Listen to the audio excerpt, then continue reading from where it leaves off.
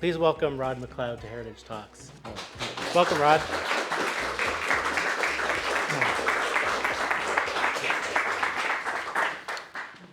Okay. Well, thank you, Glenn. I always feel my welcome is extended. I hope I can live up to it. So I thought I would begin just by accounting for my title, let's just say. I'm not necessarily apologizing for it. The Anti-Brutalists, which is something I thought of back in January when the idea was first proposed to me of giving a talk on this subject. And it seemed like a catchy idea back then because, of course, The Brutalist, the movie, was making top 10 lists and winning awards. And I assumed it would, still be a familiar term even in mid-May. And I hadn't counted on just how crazy the world would get over the next 4 months. It's possible that when you think of the word brutal these days, you don't immediately think of architecture. That said, I would still sort of defend my choice of title. It sums up my own position. Let's just remind ourselves of the movie. My own opposition to the film's presentation of an architect as a difficult but visionary genius pitted against an array of Philistines. To me, this is a very tired trope that has led to a great deal of ugliness and misery, which is sort of one of my themes this evening. I'm curious to know what everyone else thinks about that, but of course. And the title also serves to encompass the attitude of various people that are at the heart of my story. People who reacted to the brutal treatment of their city. And I need to say two qualifications, if you like, about them. And that is that many of them were trained in, or somehow shaped by, architectural modernism. And they did not necessarily reject it as a style. And the other point is that brutalism is, of course, only one school within the larger modernist movement. But I think that for my purposes, it will sort of stand for the whole. If I'd called the talk anti-modernists, that would have not had the same ring. And it also, I don't think, would have been something that my subjects would have been they would not have cared to be presented in that way because they would not have considered themselves anti-modernist. So a question is it appropriate to talk about, there's your thing. Is it appropriate to talk about brutalism in one of Montreal's most elegantly ornate mansions? And I would say it's certainly a challenge. You will have to shade your eyes and think of concrete slabs and flat stoleless windows. But perhaps, to get your mind on it, you can think about a place where McGill University has taught traditional subjects like history, classics, and philosophy since the 1960s, namely the Stephen Leacock building, whose interior decor runs to concrete blobs with razor-sharp edges. When I was an undergraduate and thought myself a wit, I always said that it's a kind of place that if you lean on the wall, your hand bleeds. Or I suppose if you're leaning, which I often did, people did on the ground against the wall, then you put your head back. Bad idea. Anyway, McGill actually has quite a few of this kind of thing. It also has the McLennan Library, and it has Burnside Hall, just to name a few of perhaps familiar brutalist buildings. There are other buildings of this sort around town, Place Bonaventure and its corresponding metro station, parts of Place des Arts, notably the Théâtre Maisonneuve, which you see on one side, and the Canadian Jewish Congress headquarters and archives, that is to say the archives until 1999, the headquarters until 1999 and the archives until just a few years ago. Again, very brutalist building. Several theme pavilions at Expo we could cite, and perhaps the most beloved and iconic and arguably beautiful brutalist Montreal building, Habitat 67. Now, kind of curiously, pretty much all the architects of the buildings I've just referred to taught or studied at McGill in the School of Architecture. And most of them were members of an architectural firm known as RCOP, which is sort of a contraction of Architects in Co-Partnership. And members included people like Ray Affleck, Fred Lebensold, and Hazen Seiss, pictured here. Of course, I point in the building on the left is the original home of the School of Architecture. And there's sort of an irony here, right, that the historians have to teach in the Leacock building, but the modern architects in training get to be in this heritage building on the campus. But anyway, won't go on about that.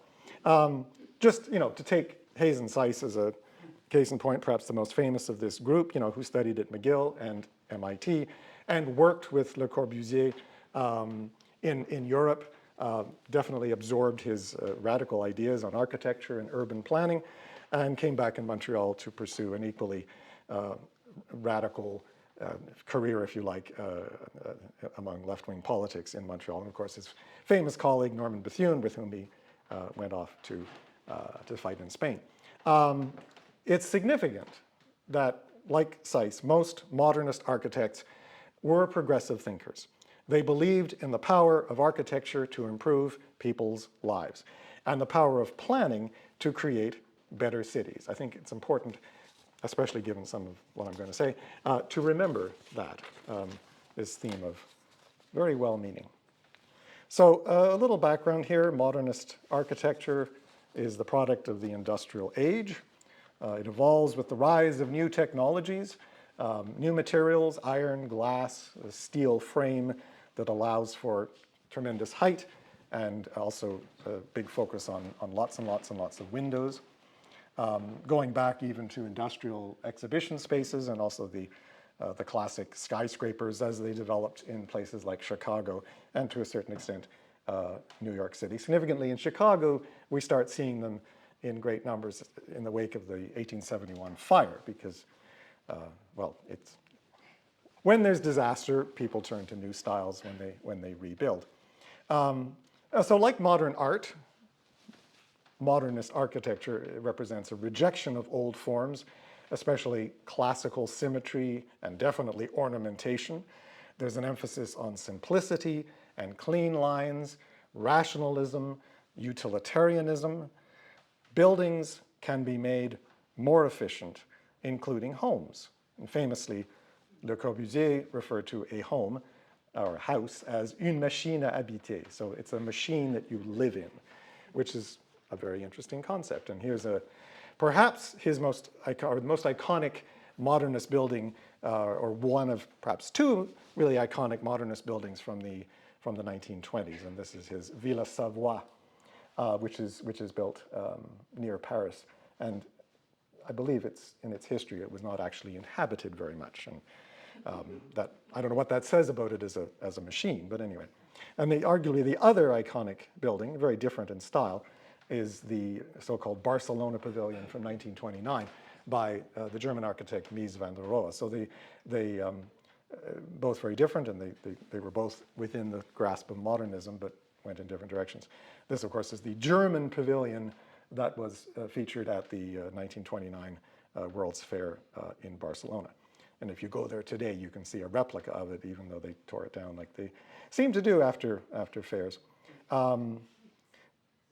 So Mies van der Rohe, curiously, is perhaps one of these architects that had the most direct influence on Montreal, but we'll come back to that because I think the central figure of modernist architecture is Charles-Édouard Jeanneret, who goes by the nickname of Le Corbusier.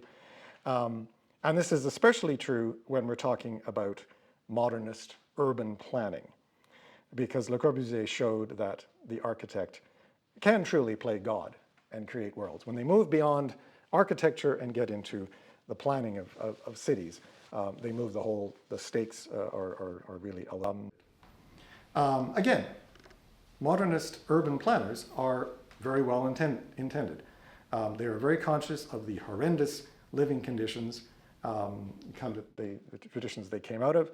19th century industrial cities were congested, polluted, dangerous, This is, of course, most classically documented by Friedrich Engels, but also illustrated in a number of interesting etchings that you see here by Gustave Doré, showing the conditions are often reproduced when people want to show just how, in one case, crowded, and in another case, the living conditions are abysmal. I could show much worse. According to Le Corbusier, people should live amid greenery. They should live in wide open spaces. They should be exposed to fresh air. They should not live in streets. He hated streets. Streets became the focus of Le Corbusier's vitriol. It sort of encompassed all urban evils. Death to the street, he famously wrote, in caps too, and he would have been very much at home, I think, in today's world. Death to the street. New cities should separate the living areas from the commercial areas, from the industrial areas. And all of this is, is stuff that we've been living with ever since, and some of it makes a fair amount of sense. This kind of thinking is very consistent with ideas circulating at the time by people like Frederick Taylor and Henry Ford, the car manufacturer. The idea that you can improve business efficiency through what they called scientific management. So you can apply rational planning and a compartmentalization of tasks, making everything work more efficient. And Le Corbusier argued that you can apply this kind of thinking to human existence. So his vision was perhaps most sensationally expressed in a work from 1922 called La Ville Contemporaine, in which this is a suggestion of the way cities should be. You get wide open spaces, of course, by concentrating human population onto a very, very small footprint, as we call it in the biz. And if it's a very small footprint, that means if you have enough people, you have to build upwards. So his skyscrapers are shockingly high and set very far apart. So there's lots of open space, but it's in between the buildings. So I'd like to quote from Robert Hughes, who was the Time magazine art critic for many, many years at the end of the 19th century. He wrote and presented a television series in 1980 called Shock of the New. So he's commenting on La Ville Contemporaine, and he says, the car would abolish the human street and possibly the human foot. Some people would have airplanes too. The one thing nobody would have is a place to bump into each other, walk the dog, strut. One of the 100 random things that people do. And being random was loathed by Le Corbusier, as its inhabitants surrender their freedom of movement to the omnipresent architect. So there's a lot in there going on in his comment. Certainly this theme of the architect as somebody whose work you don't question and whose vision you don't question. But I draw your attention to his reference that the car would abolish the street. And this is, well, of course, it's very convenient for someone like Henry Ford, who, of course, could see that the rise of the motor car would facilitate, or perhaps enable, this degree of decongestion and spatial segregation. You need a car to get from one of these concentrations of human habitation to the other. And eventually the car would become the focus of urban planning. Everything would be sacrificed to the convenience of driving a car. Well, Le Corbusier was not just about building new cities, but also demolishing old ones. Again, his very famous Plan Voisin, the Voisin Plan from 1925, in which he suggested that major chunks of Paris, and you can see here on the left traces of familiar Paris, if you know the Ile de la Cité and the river there in the foreground, but in the background there would be a whole series of these huge cruciform, come back to that theme, cruciform towers. And then on the right, somebody did a kind of a mock-up to show what that would look like. You'd be staring at Notre Dame Cathedral, and then in the background would be these huge towers.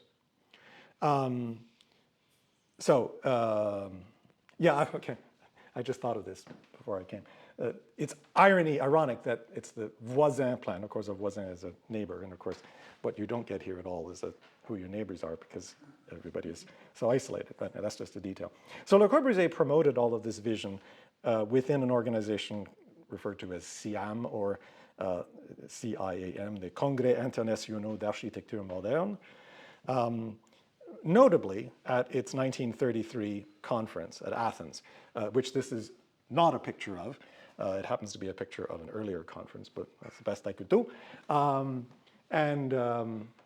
At this particular conference, actually it was on the boat heading there that they started talking about this, but anyway, they kind of issued a statement which he kind of put his mark on by publishing it under the title of La Charte d'Athènes, or the Athens Charter, as we refer to it in English, which kind of summarizes all of this idea about modernist urban design. And all of these architects more or less signed on to this idea of rational spatial segregation. And this would become the blueprint, not as radical as the Plan Voisin or anything like that, but this basic idea of separating where people live from where people work, from where people shop, as it were, and the importance of the car and speed and all this kind of thing. This would become the blueprint for the way people thinking about architectural modernism, and particularly thinking about urban planning, would operate for the next half century. And I should just mention in passing that in the Athens Charter, in his writing about it in this book, Le Corbusier did acknowledge a place for heritage buildings. He has a little section on that, and he makes the point that very significant heritage buildings can, or maybe should be, preserved and showcased. So in other words, if there's screaming highways going around them, that's okay, but you want to put that in a space. But we can't live in the past, and we can't build old. Which some architects prior to that, they were styles that were all about trying to make buildings look like older styles, whether it was neo-Gothic or neo-Renaissance or whatever it was. So governments react with growing enthusiasm to this kind of stuff in the 1930s and into the 1940s. Governments tend to be keen to improve slums and build better housing, make the lives of their citizens better. In the Depression, clearly there's no money for this kind of thing. There was some effort. There was a Housing Act in the UK in 1930. The New Deal in the United States did prompt several projects, especially in New York. Really got it going, setting the scene for post-war. Because the big significant thing that happened, of course, is World War II, when 75,000 tons of bombs were dropped on the United Kingdom. And just to mention a somewhat sobering statistic, 1,350,000 tons of bombs were dropped on Germany. So the destruction of German cities, and you see an example, Cologne there on the left, leads to a whole lot of rebuilding along very modernist lines. There's some interesting variation that goes on. And I should point out, of course, that most of the German modernists were no longer there. They all left, the lucky ones, left for the United Kingdom and especially the United States during the 1920s and 30s. The destruction of much of London led to a movement towards demolition and the imposition of new spaces and new places. And the post-war mood was everybody was looking to the future, not the past. The idea was to clear away the old mess and replace it with some variation on Le Corbusier's vision. And you had a group called MARS, M-A-R-S, which stood for Modern Architectural Research, a British section within the CIAM. And they drew up, again, somewhat famously in 1942. So after the worst of the Blitz, but before any of this could be implemented, what's called the Mars Plan for London, which, to the extent that you can make this out, there's the sort of the river goes through the middle, and on either side are these huge swaths of things that were going to be torn down and built up in a way that does look rather suspiciously like the Voisin plan for Paris. This was obviously never implemented, but the spirit kind of predominated. Certainly the post-war Labour government was very keen on all of this kind of thing. I like this cartoon, which shows on the left, and they're meant to go side by side. On the left you have the soldier. This is 1945. Soldier comes back from the war and rolls up his sleeves and gets down to work, basically rubbing out all the old stuff, and you can see a sense of the Mars plan there, or something that looks like it. obviously going to take its place in the background. So when they got started, British governments got into repurposing the urban landscape, separating road traffic from residential. And there are parts of the UK that you can walk around to this day and have to worry about getting killed because the cars are even London, you know, they're sort of channeled to, well, I'd almost say to hit you, but I mean, rather than just coming to a stop, there, you know, you don't have to stop at lights and things. Anyway, it's all the legacy of that kind of thing. But most famously, of course, is the creation of the tower blocks, which you know, there's an example of there on the left, which dot, you know, slums torn down and replaced it with a modern tower. These were always riddled with, eventually, sooner or later, riddled with all kinds of problems because living in these blocks created a sense of angst. They resulted in crime, they resulted in safety risks, and perhaps somewhat unfairly or unsportsmanlikely, I've shown a picture of the Grenfell Tower on the right, which of course burned famously in 2017, and that's all. One shouldn't generalize because that's, well, except I guess I am generalizing, but it's the fact that I'm throwing it in there. But you know, these buildings were riddled with all kinds of problems that were questionable results of the basic concept. So the United States hadn't been bombed, certainly did not adopt sort of a socialist outlook in the post-war period, but it was very keen on the modernist vision, very keen on the concept of urban renewal, and becomes sort of the operating philosophy right through the 50s and 60s. Slum clearance became a big thing, social housing. We have the very long career, very interesting career of Robert Moses, going from the 20s right through into the 70s in New York City, kind of the czar of planning, a very controversial figure. The tenor of all of this urban renewal, I would say, was always somewhat managerial, was always somewhat paternalistic, altruistic, but often insensitive to what people really wanted or needed, and often somewhat racist. You know, the whole slums have become identified with certain racialized groups, and this obviously becomes a problematic issue. As in the United Kingdom, new housing developments very often became new slums. Planners were also very keen to create urban highways and systems of urban highways, again, the car, and these have their role in destroying neighborhoods. Moses, again, in New York City, created all kinds of elevated expressways right through the whole period of his career.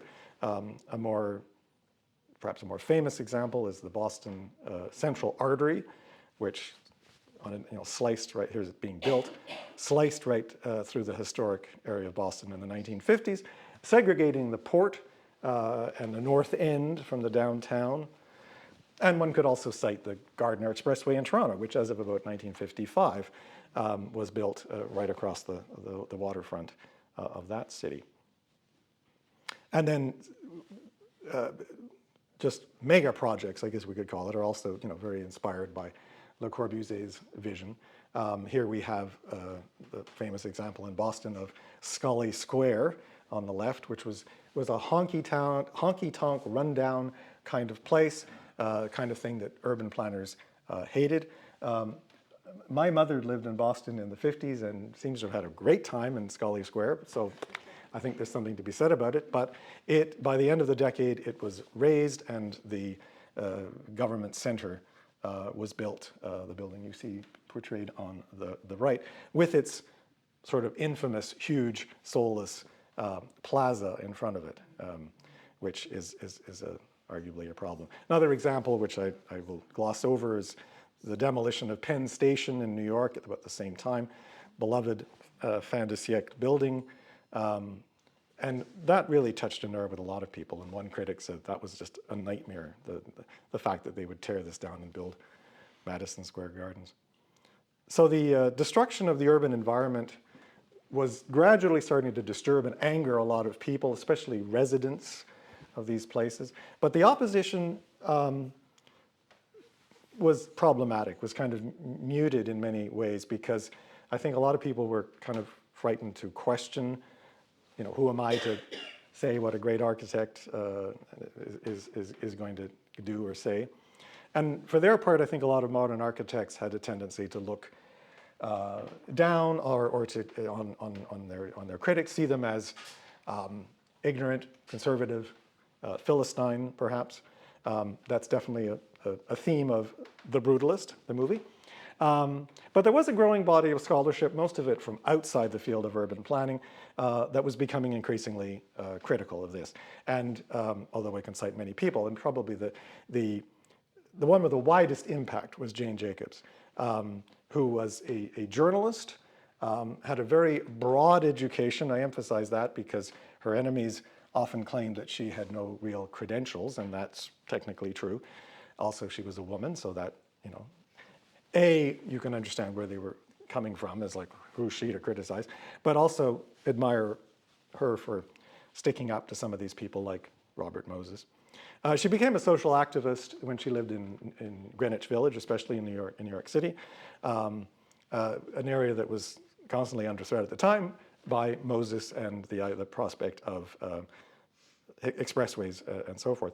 And she championed the neighborhood as a human environment, which doesn't sound like a very profound idea, but at the time was quite radical, because all the tenor of thinking was against this, was in sort of, for want of a better word, segregating people spatially.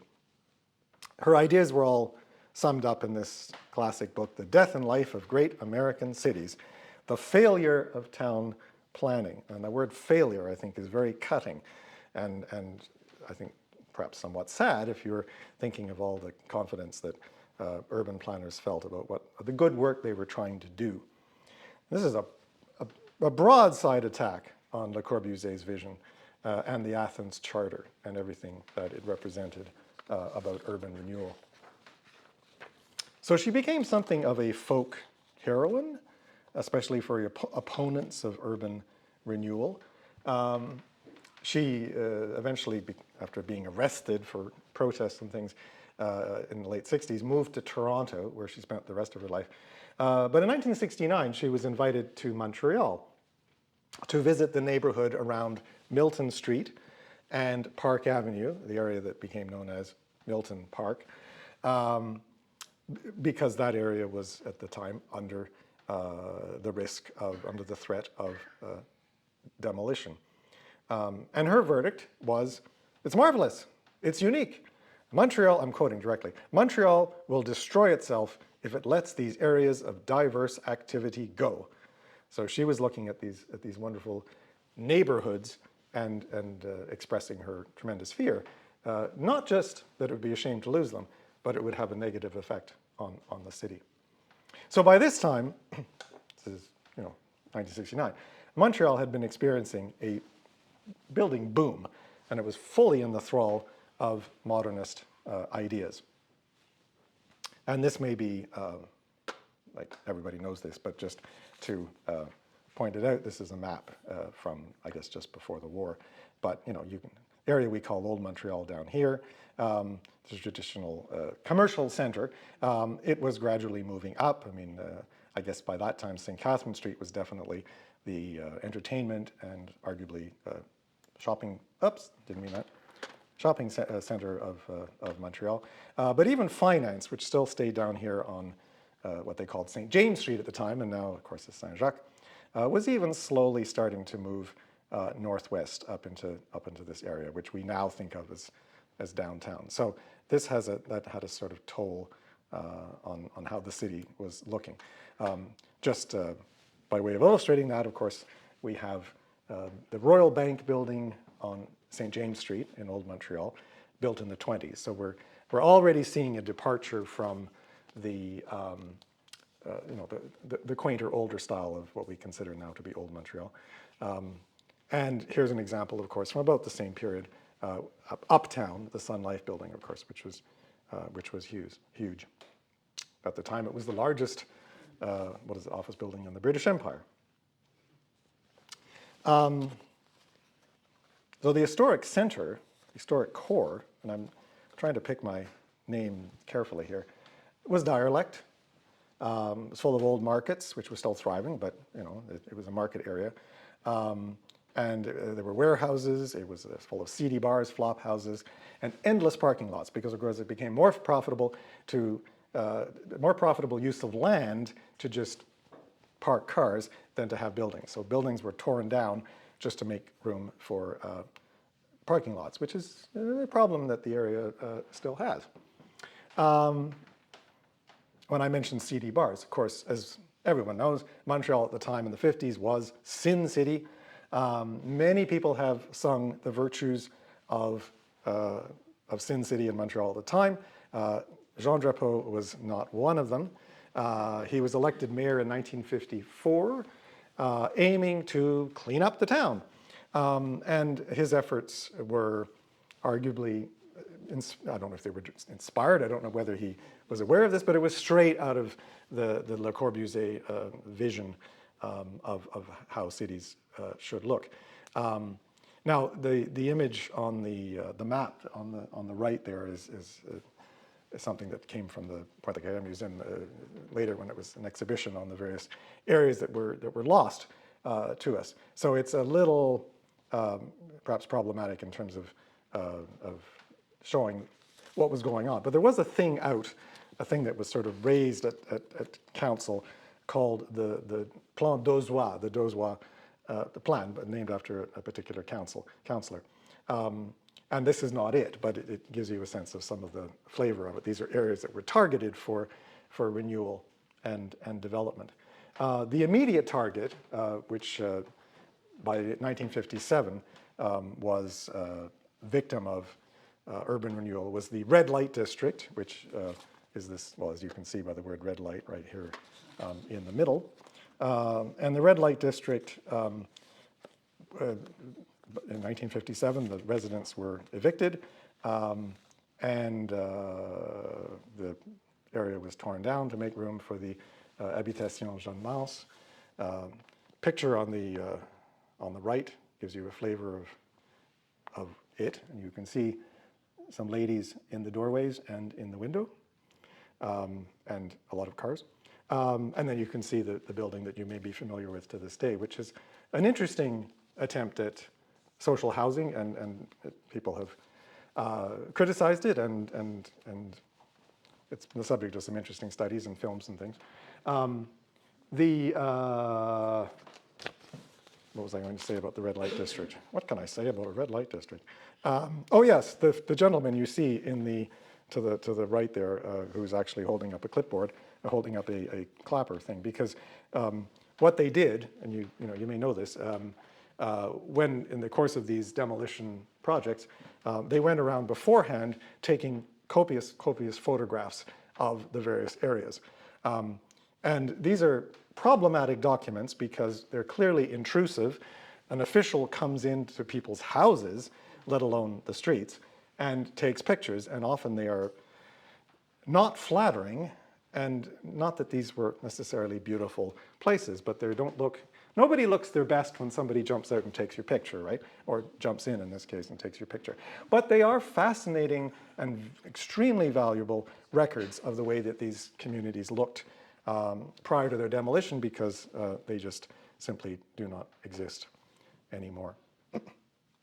Now, Drapeau himself was not all that interested in social housing, but he was very keen on grand projects, and all of this really takes off, again, as I'm sure most people know, after he was re-elected in 1960, which coincides, of course, with the Quiet Revolution, which was very, very focused on modernity, the pursuit of things modern. And of course, we see projects like Place des Arts and the Metro and Expo 67 and so forth.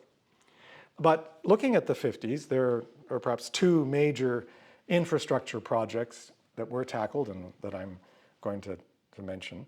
And one is the aftermath of the tunnel through the mountain, the Canadian National Tunnel, which was dug in the teens, in 1911 to 18, underneath the mountain, and of course it's still there. It's part of it's going to be part of the REM system. It has been a commuter train for many, many years.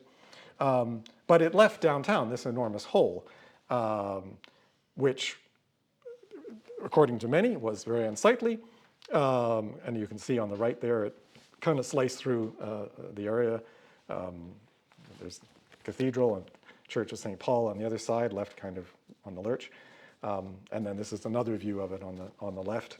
And that whole, there was all kinds of grandiose schemes to fill it in, but they never really got off the ground for a number of reasons until the 50s, until post-war optimism, and they decided to really tackle it. So the whole was ultimately plugged by 3 buildings.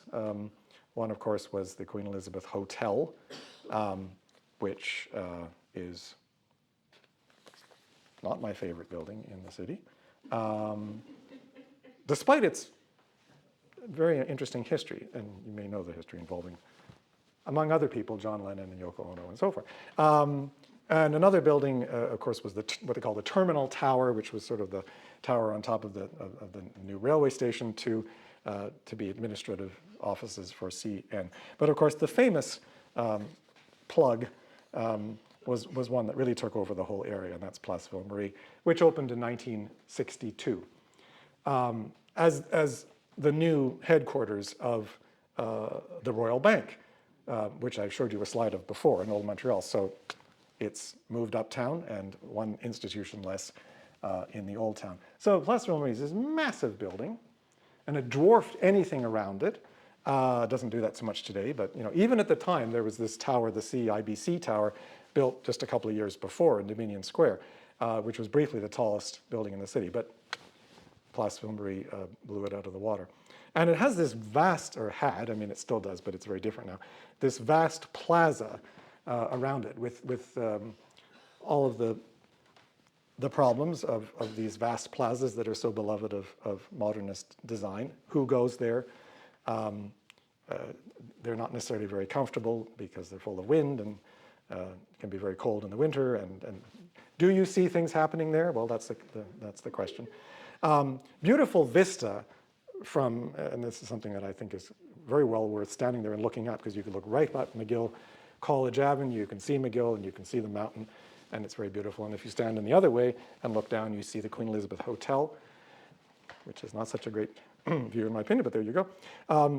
And everything around, in order to make Place Ville-Marie, everything around it was raised, and one thing that was lost was the St. James Club. And I should have actually put in, as a little funny cartoon of all these elderly gents, members of the club, who are all standing out and protesting, because I guess a lot of people felt, arguably, right, you're kind of dinosaurs sitting in this old building. But this was a beautiful building, about 100 years old, on what was then called Dorchester Street or Dorchester Boulevard by this time.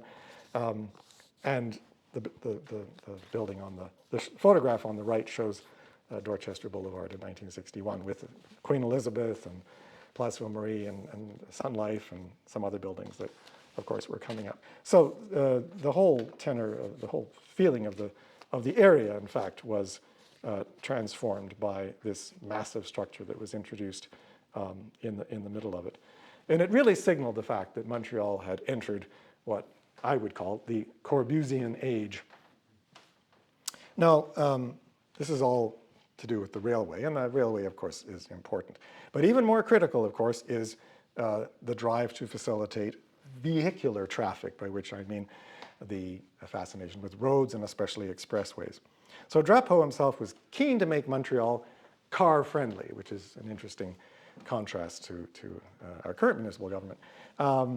And he was encouraging a network of expressways, and including, somewhat famously, this idea, which I really don't think he thought through very well, to put 2 boulevards going right over the mountain, right over Mount Royal.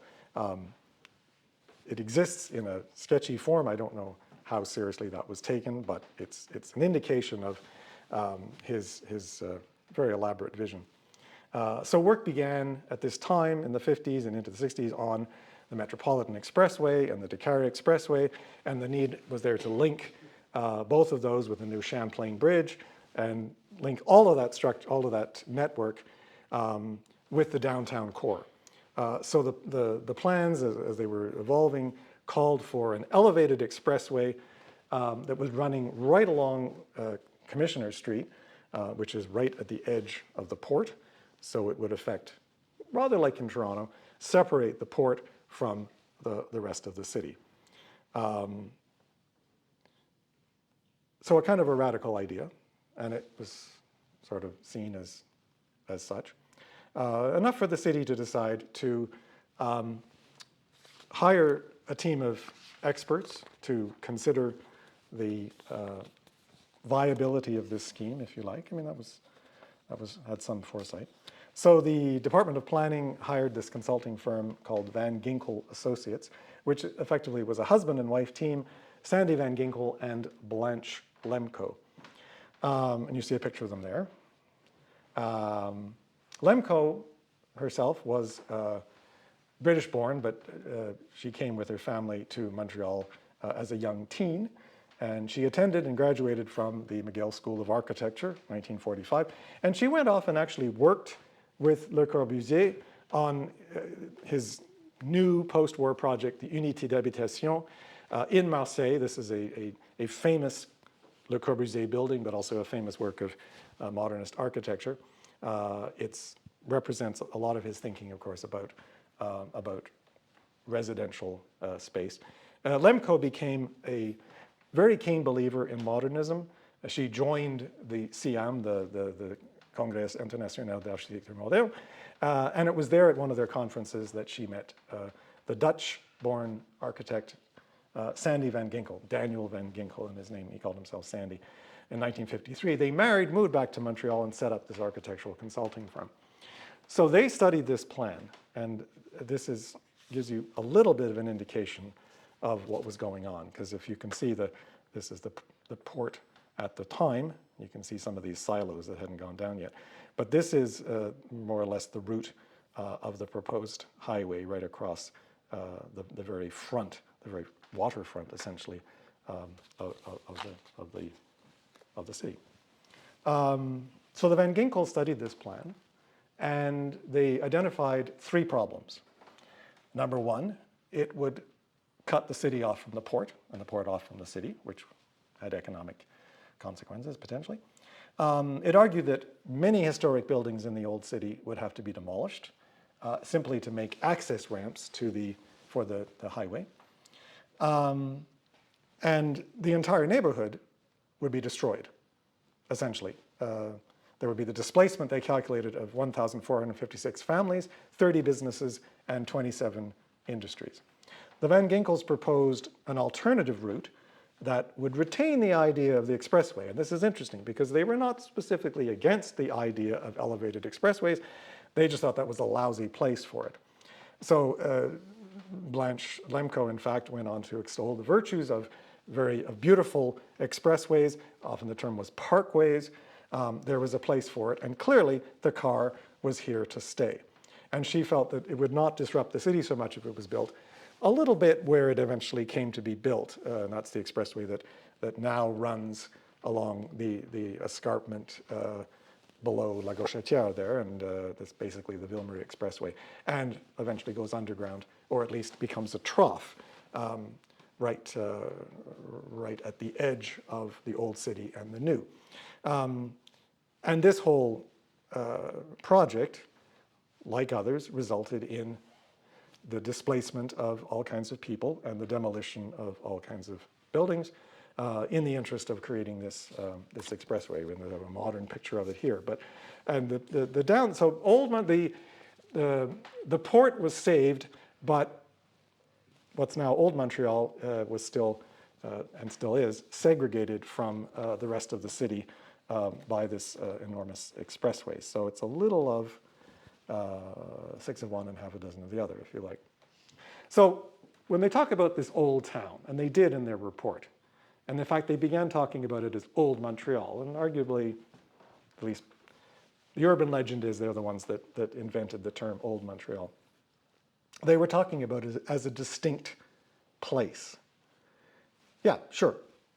Area was run down. Like now it's run down, but chock full of amazing buildings with potential for reuse. When they talked about it, they were essentially talking about a neighborhood. And it had a neighborhood with value beyond the mere buildings and certainly even the mere streets. So the Van Ginkels were advocating a systematic refurbishment of the whole area to create a viable historic zone, a living community. And they were very particular. They didn't want to see it a Disneyland. They didn't call it Disneyland, they called it Coney Island. But the idea is they didn't want to make it like a tourist trap, but it would be a living, breathing place. And I don't know whether they had any awareness of Jane Jacobs, but they really ended up going to the same kind of place.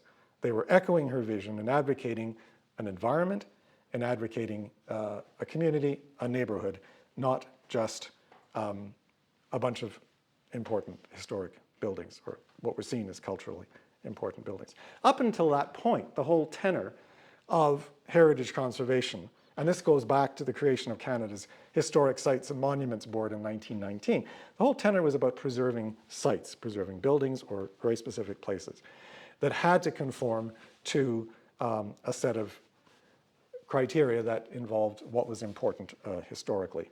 So as far as Montreal is concerned, that's the center, which I was not. I don't know why I put that there.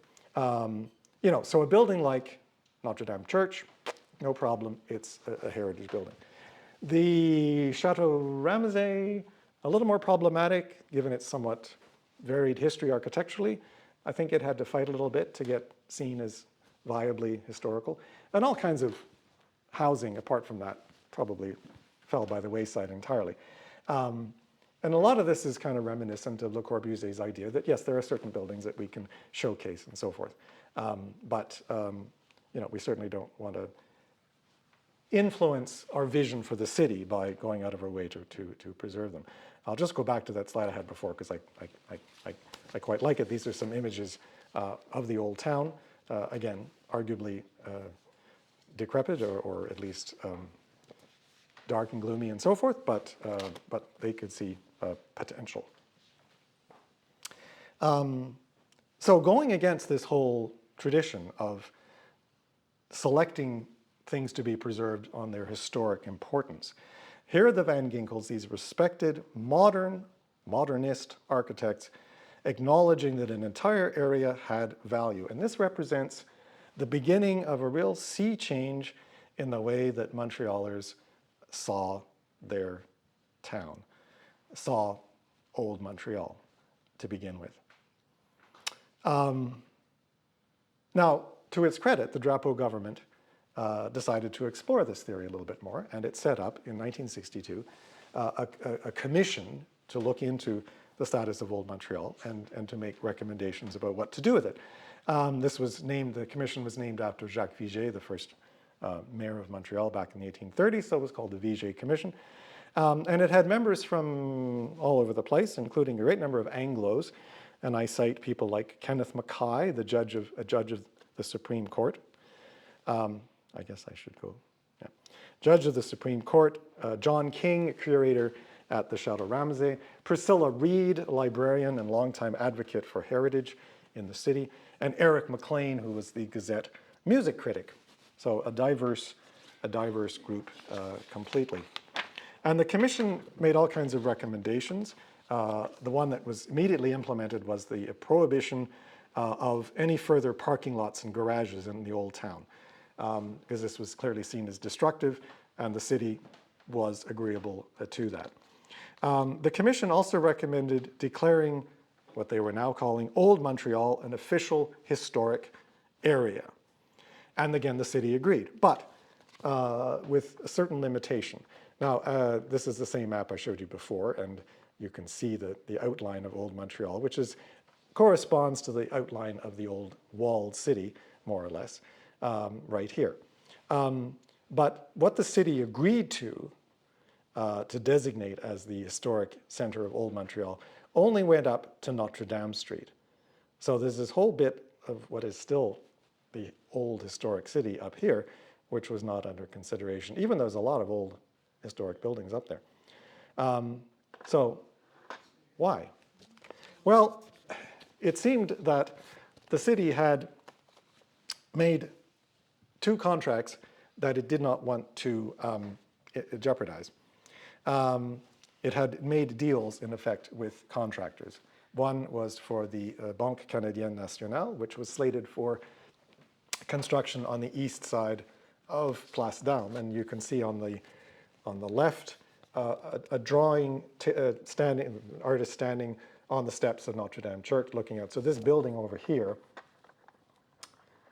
was replaced by that there. And so that is a building completely out of character with what we now think of as Old Montreal, and certainly at the time they were coming to think of as. But rather than jeopardize the construction of that, the city agreed only to have the demarcation of the no-go area, of the no demolish area south of Notre Dame Street. And the other building, of course, was the new Palais de Justice on Notre Dame Street. And again, there's a sketch of what was there.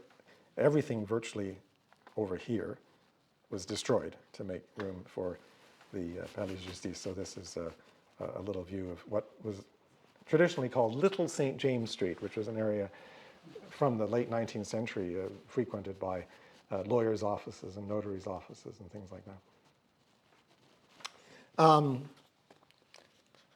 Roderick MacLeod, who I mentioned as one of the members of the commission, also published in 1964 this book called The Living Past of Montreal. And it was endorsed by the Vigier Commission, by his fellow members.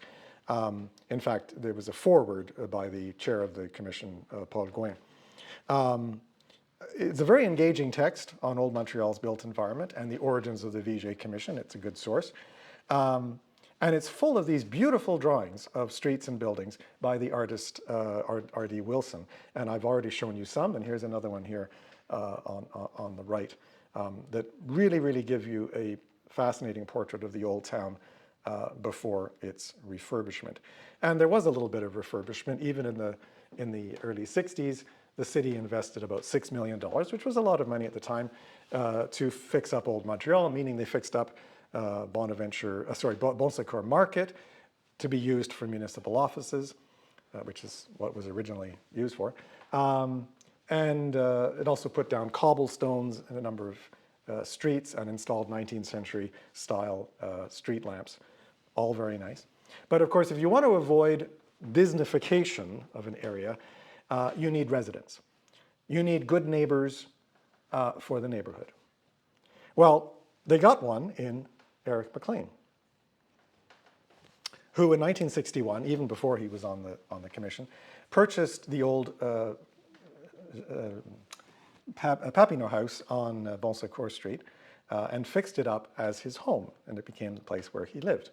This was a huge job, given the decrepit state that it was in. He had to remove a couple of stories that had been added over the years and the Coca-Cola signs and all that kind of stuff. He had to restore gabled windows and countless other details, which he did only by referring to some very old drawings, which he hoped were accurate. But the effect was very impressive. And there you see him in the middle, looking pleased with the result, I would say.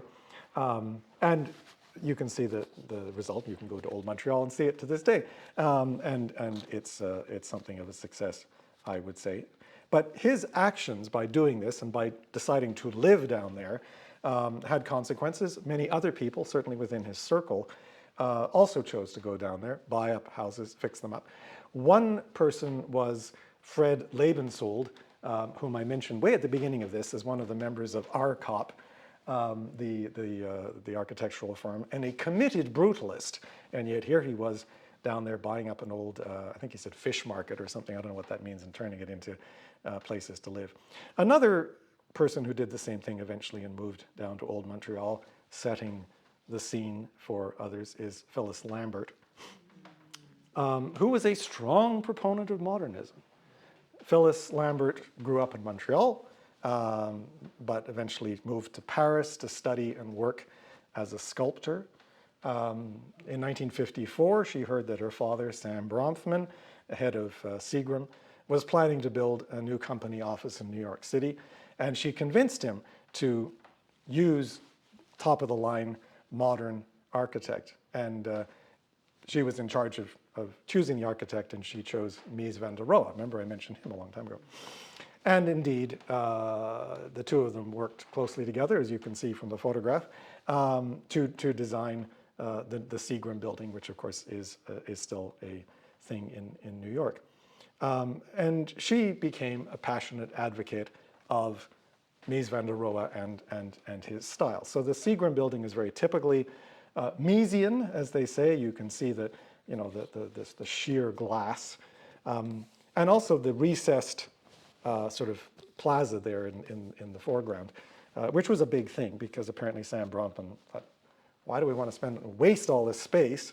But in point of fact, this was very important because, of course, you want to set off your building with a kind of a grand entrance. Although, again, you get that same plaza, arguably windswept plaza with its problem. So aesthetically successful. Is it useful? That becomes the question.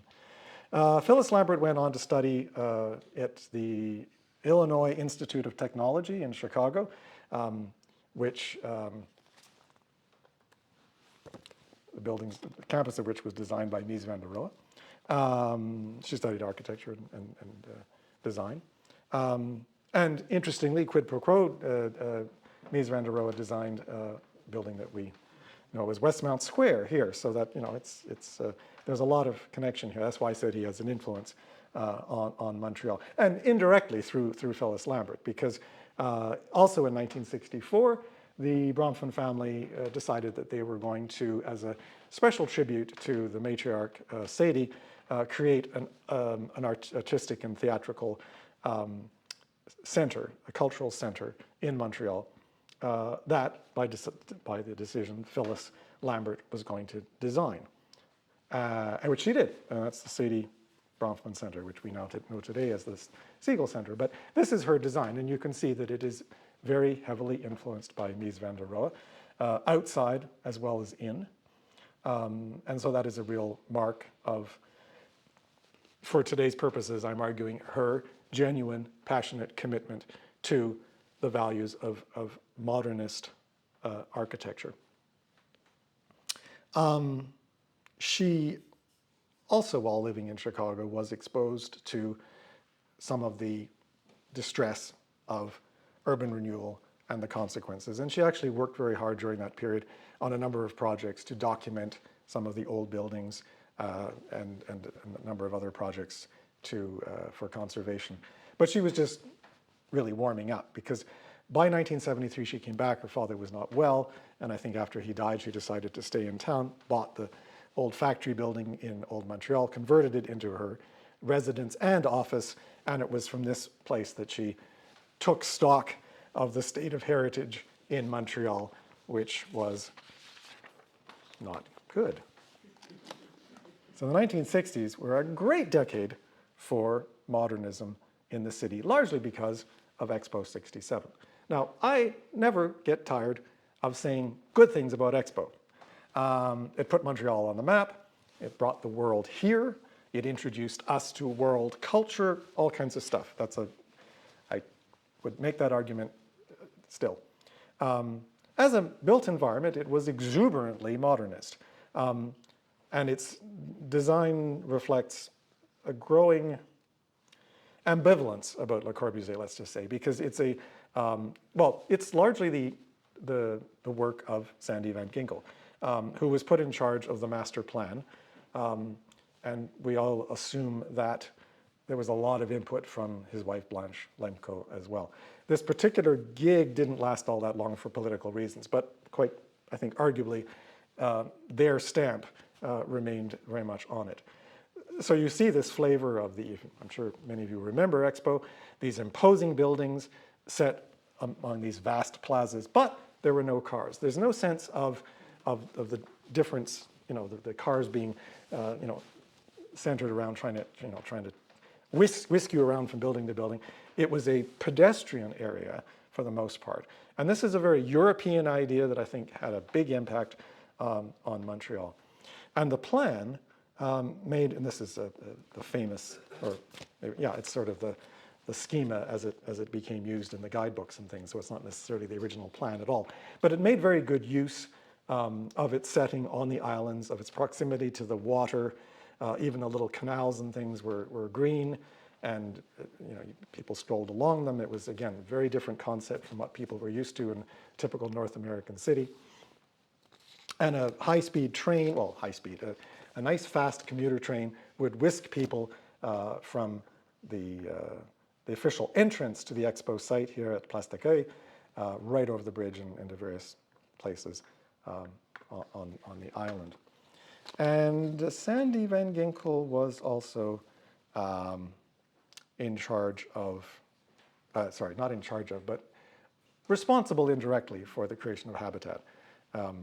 Because he had previously worked with Moshe Safdie, and when he was appointed the master planner of Expo, he contacted Moshe Safdie and said, would you like to work here? And Safdie said, yes, could I implement my, I'm paraphrasing, my master's thesis. He'd written a master's thesis on sort of modular housing with this crazy but amazing idea for building all of these buildings one on top of each other, these homes all on top of each other in one big structure. And so yes, so that became one of the most iconic features of Expo, and probably to this day one of the most iconic things about Montreal.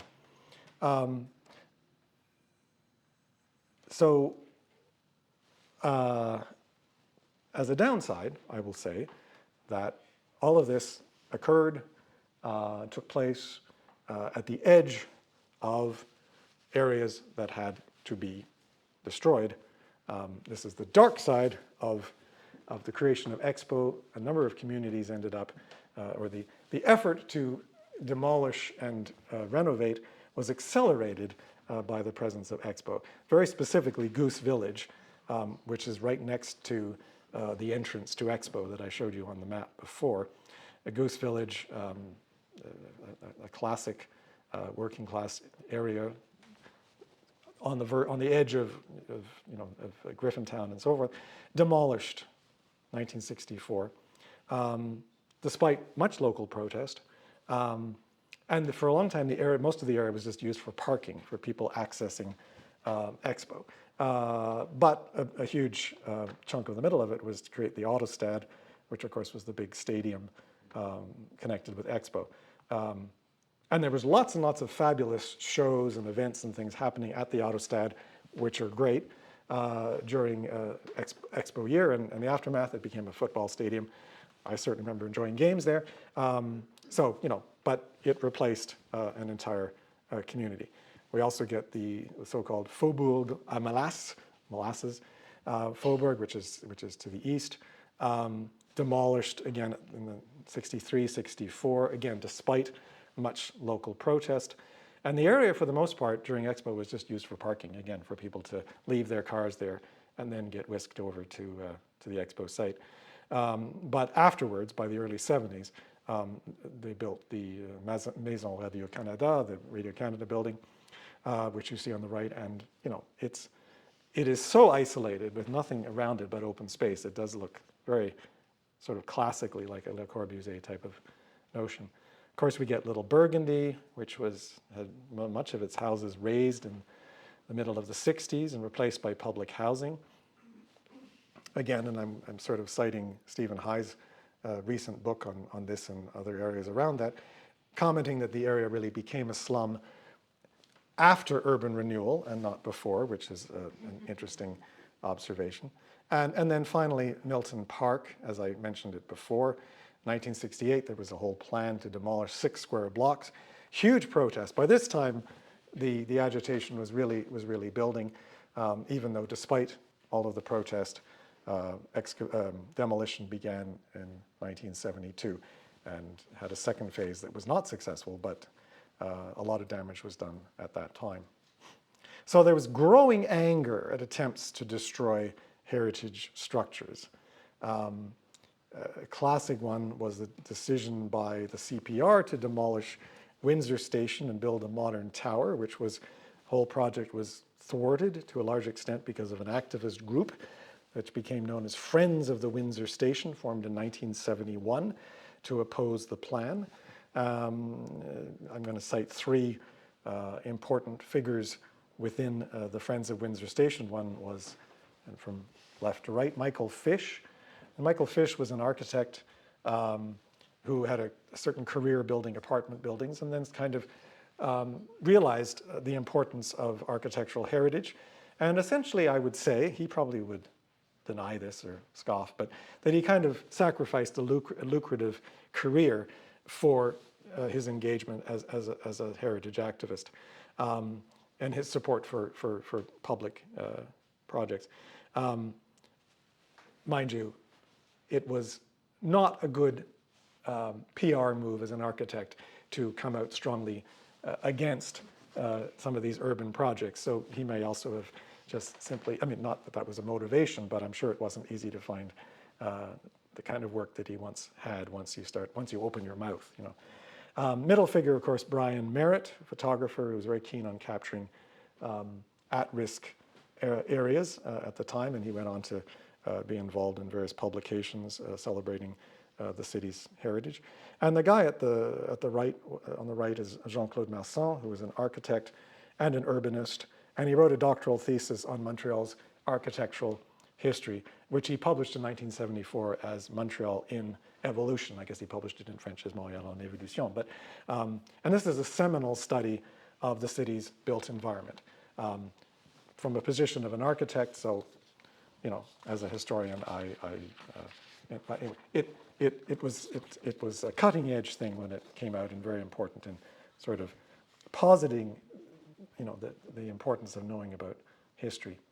So activists were increasingly decrying the demolition of old buildings in favor of modern towers. McGill University was very much at fault here, systematically acquiring a lot of old mansions around it and replacing them with towers.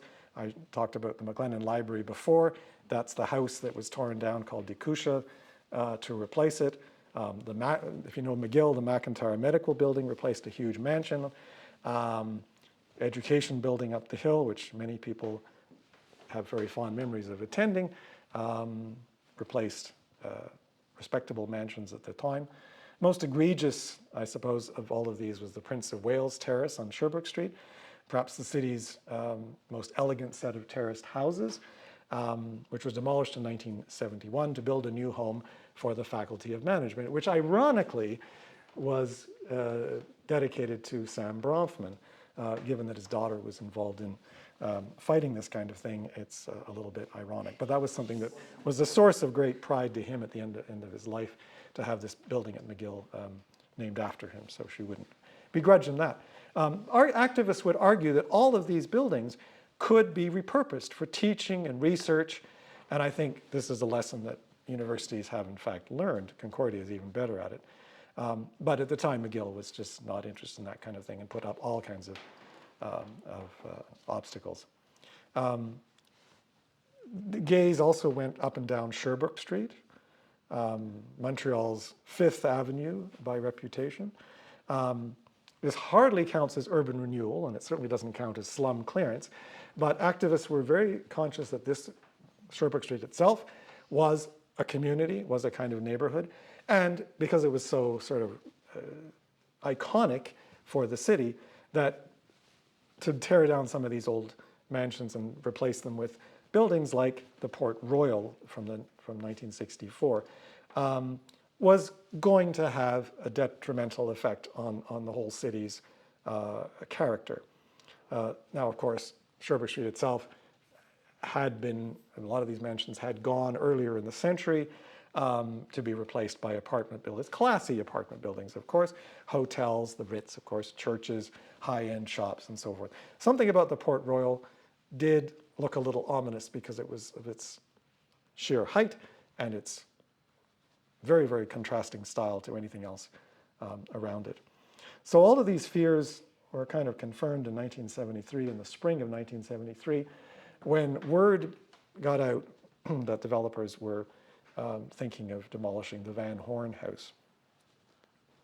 And the Van Horn House was very, very, I keep saying the word iconic. It was just so chock full of interesting decorations and art and woodwork. Not the most elegant house of all, but it was perhaps for for its site. Just an absolutely gorgeous spot. Had interior designs by Edward Colonna, who was a leading figure in Art Nouveau. He'd studied with Tiffany in New York. And it was full of plasterwork and balustrades and fireplaces and gold leaf walls. Now, I will admit, some critics, modern critics, have said, why was the heritage movement, why did it coalesce around the destruction of a big fancy house owned by a very wealthy family? Because there are all these other examples of things, especially working class housing, which were torn down and stuff, and it did get people agitated, but why did this have such a seminal effect on the heritage movement? And I think it's worth pointing out that, sure, it's easier to get worked up about something that's very elaborate and arguably very beautiful, and so much effort had been put into making it beautiful, so much, artistic creativity was at work, it's fine detail. But I think our activists were also reacting to the sheer hypocrisy of the developers, because clearly the Van Horn mansion, much like the Forget house, was obviously salvageable and reusable. May have been costly to maintain, that's clearly a problem, but much more so than a whole rows and rows of dilapidated working class housing. So it's so much more egregious when something like this gets torn down. And the developers claimed that the house was of no importance, certainly no historic importance, and they were echoing the historic monuments focus on history. There's no history here, so why do we keep it? It's not an important site. Who lived there? Okay, so that was kind of important. William Cornelius Van Horn built the CPR, but the city actually went on record and said, what do we care about some American guy, some Anglo guy, if you like? It had no relevance for the French-speaking Montreal or French-speaking Canada of the 1960s and 70s. And Drapeau himself, I think, went on record as saying this. So the activists kept arguing for the Van Horn House's extraordinary design and detail, but also that it was part of the streetscape, it was part of the environment, it was part of the neighborhood, and it was part of the urban fabric. No house is an island, if you like. So there's a long saga, petitions, appeals to various levels of government. Phyllis Lambert apparently even offered to buy the property with family money, hoping to turn it into a kind of office for the Brofman, some wing of the Brofman empire, if you like. Developers held out somewhat, I think, obnoxiously. It's possible the activists may have been getting somewhere because rather suddenly, as again, the story that I'm sure most people know, bulldozers started demolishing the house at 9 p.m. on the evening of Saturday, of September the 7th. Court order came through and they just started. And by the following afternoon, the house was in rubble. And people remember the demolition sort of the way that, they remember, where were you in the assassination of JFK or maybe more recently, 9/11 kind of thing. And a couple of years ago, for the 50th anniversary of this, the Gazette featured interviews with a number of key players in this period. People like Michael Fish and Brian Merritt and Jean-Claude Marsan, and also Julia Gersovich, who's pictured here. Julia Gersovich was an architecture student at the time, at McGill, and she would go on to work with our COP, brutalist people I mentioned at the very beginning, and she would write a significant master's thesis in 1980 on the mansions of the square mile, which was a big contribution to the changing of our thinking about how to use these buildings. And significantly, she did work on the restoration of the Barclay Hotel there into the Maison Alcan, which I think is in the background of where she's standing. So Lambert and Fish, and maybe other people too, even climbed past the bulldozers and went inside to gawk at the interior just before it was being demolished. And Fish famously grabbed a bunch of chunks of Colonna plaster, and this photograph of him just holding them up like, gotta save it, which is such a desperate move, but telling. So I got to sum this up. The demolition of the Van Horn House did galvanize the activist community. Lambert, Fish, and Masson very quickly formed together Save Montreal, which was the city's first organized heritage resistance group, which went on to campaign for the preservation of heritage buildings, but it also advocated for better social housing. That's important to remember. Most people involved in the heritage community by this time actively joined. But 2 years later, Lambert spearheaded the creation of Heritage Montreal, which builds on the work of Save Montreal, but was a more formal organization that had official letters patent, can own property, can give and get funding, and has a mandate to educate as well as agitate. There's a lot more one could say about that, and I'm just not going to get into it. But I just wanted to sum all of this up to say that the effect of all of this, which is, of course, created the city that that we know and love to this day, which was not lost as it might have been lost if everyone in the 60s and early 70s had had their way. So the result of all of this effort was not the end of demolition, of course, nor of the controversies over new buildings. This goes on, it will always go on. Some people might argue that the achievements of the 1970s heritage activists are now being undermined. One might gaze in despair at the out-of-control passion for high-rise condos. Please do not get me started on what happened to the Montreal Children's Hospital. The heritage movement is also open to the very interesting charge that it has enabled gentrification, another interesting debate. But I would say that the big achievement of Montreal's heritage movement has been to challenge the legacy of Le Corbusier and the Athens Charter. Thanks to them, we've come to see that the street is good, that the neighborhood is good, and what is old can be good. And more importantly, people like buildings and streets and neighborhoods with charm and character and detail. This was not obvious 50 years ago. So these anti-brutalists did all of this despite their training as architects and social reformers, and often despite their own tastes and preferences. Or rather, they did so in partnership with their tastes and preferences and trainings. It's not a question of black and white, good and bad, but what works in any particular context. And they taught us that architects, and I'm kind of coming back to the movie, architects do not have to be eccentric geniuses who sneer at the uneducated. They can be useful, they can be helpful, they can be neighbors. I've taken up too much of your time, I'm sorry, but thank you.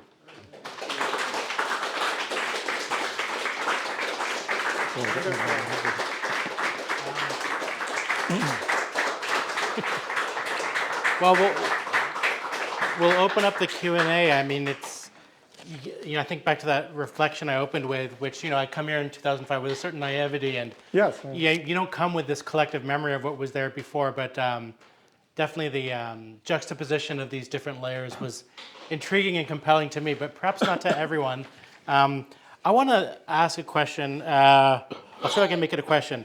There's a lot being spoken about the housing crisis in Canada, the need for densification. I think Mark Carney went on the record as saying, build, baby, build, instead of drill, baby, drill. So I'm wondering, and so we're going to ask you your opinion, but are there certain more recent developments, like I live in Rosemont, I'm thinking of the Angus Yards, which are coming into their own, but are there areas where you think this sense of neighborhood has been better cultivated than some of the earlier attempts at modernism in Montreal?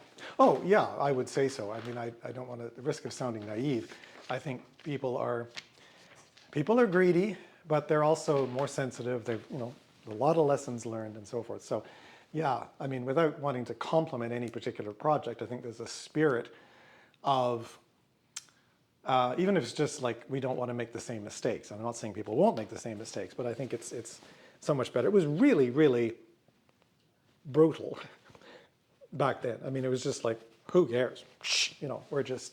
We're just getting rid of it. So that's not, you can't get away with that to begin with now. So I don't know that I have a strong opinion on any or enough knowledge about any particular project. Yeah. I mean, and as I say, don't get me started about the Montreal Children's Hospital. So I'm not, maybe I'm going to qualify. We're not going to get a top 5 list out of you, Rod? No, but that's, yeah, I mean, whatever. Yeah. But there's a lot of, everywhere you look, there's something sad to juxtapose. Yeah. But there's a sensitivity, and there's a what I wish we would learn is that it's not as hard to house people as we sort of think. It's just that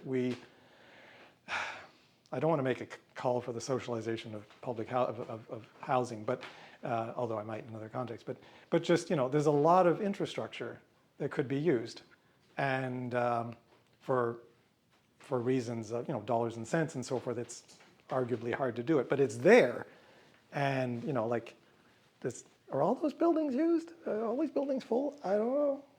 All the ones they're still building, are they all going to fill up? I don't know. There's a real disconnect between the need and the availability, and so some of that is, we could use a little bit of the goodwill of some of these modernist brutalists that I'm kind of dumping on, because they really, they did care. I'm not entirely sold on all of their methods, but they did care, and I don't know that everyone does, but yeah. So I know it's not much of an answer, but yeah. Any other questions from the audience? Thank you, Rod. Yeah. Yes, Margaret. Just interesting to note that Phyllis is still at it. Oh, yeah. She was at the Atwater Library last week because the library is very concerned about 4 towers that are supposed to be going up on St. Catherine Street. And I left the meeting with the notion that we don't realize that you don't need high rises for high density. You can have 3, 4, 5-story buildings which can house a lot of people without having the sense that the tower doesn't leave you with eyes on the street to watch the kids in the neighborhood play, to have shops, to have neighborhoods. Yeah, the answer to the high-rise sort of slum tower or whatever is not the urban sprawl where people have to live in extended suburbs, occupy huge amounts of fertile land that could either be used to grow food or left to nature and so forth. So we don't want to encourage that, but the only answer is not just it's that kind of thing. Now I'm curious because I meant to go to that event and know that it's available on YouTube, and I've yet to see it, so I'm going to look at it. But my understanding is that she is not dead set against the project, or has she changed her mind? She has, yeah, I mean. Yeah, she spoke at the end. It was mostly the panel. Right. The friend of the library, Julie Gersovich, Yes. was there, and they seem to be in favor of not having the towers, but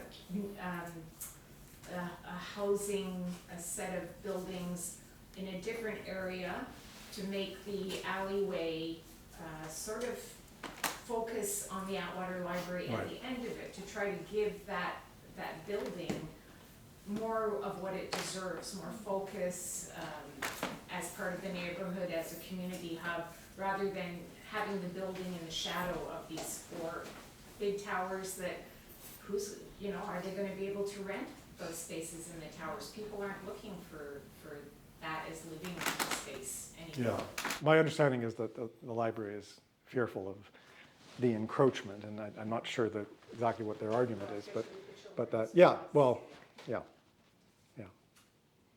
interesting. I would look forward to taking that in. Yeah. There was something else? No. Any other questions from the audience?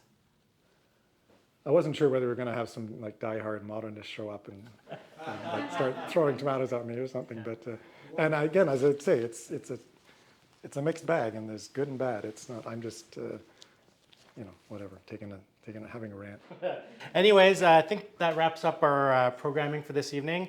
So I want to thank Rod MacLeod once again for his talk, chronicling this important movement so well, and I'm so thankful to have all this extra context. Next time I go to the Canadian Architecture Gardens, I'm going to have more stuff to think about.